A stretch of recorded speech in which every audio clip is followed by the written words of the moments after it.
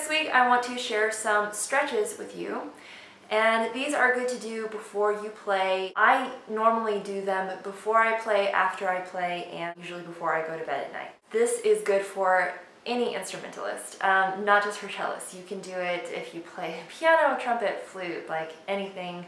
Even if you're a drummer or a bass player in a band, any kind of instrument that you play, it is always good to stretch before you play, and always good to warm up before you play. You may not think it to look at us, but we are actually athletes. We have to make sure that we are warming up, that we're not playing too difficult of music before we're ready, that we are just being very conscientious to relax and not play through pain. There are many ways that instrumentalists can hurt themselves, and we have to be careful. And warming up and stretching before we play every single day is a very, very good way to make sure that we don't hurt ourselves.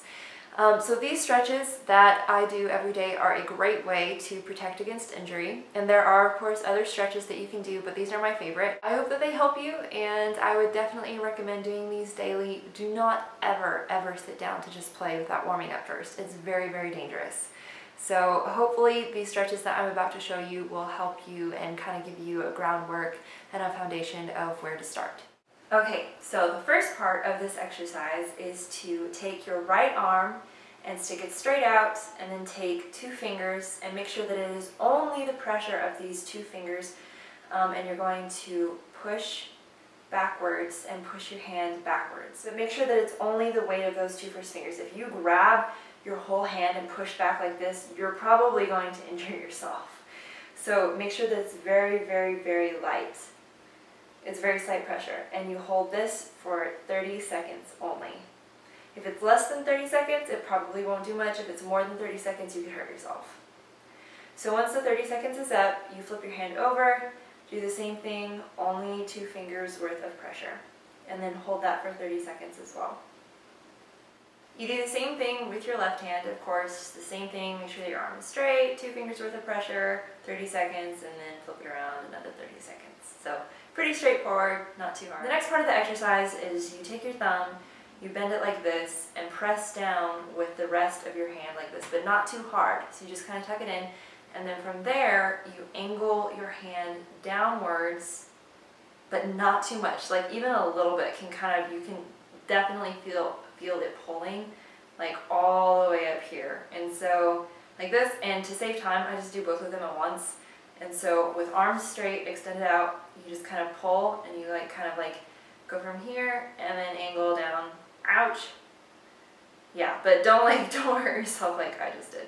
So it's very, very slight, and then you hold that for 30 seconds. I do have one more exercise to show you. This one is actually a more recent addition to my stretching routine, and my dad actually learned this exercise from a pianist at Juilliard.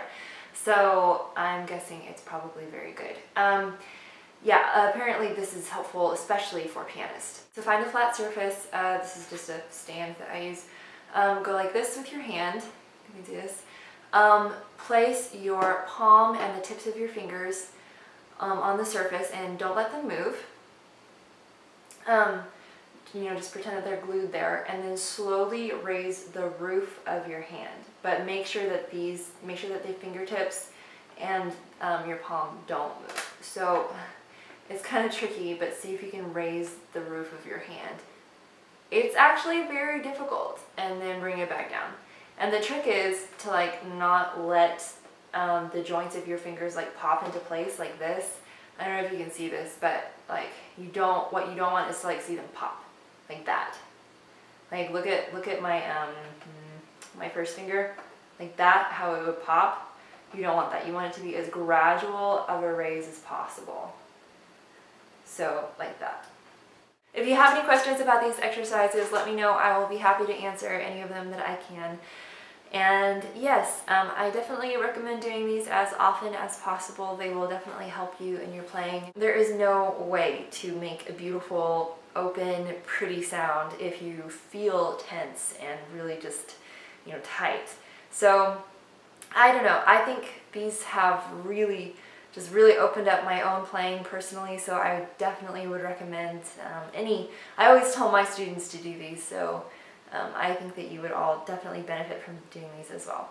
So again, I hope this video helped, and let me know if you have any questions.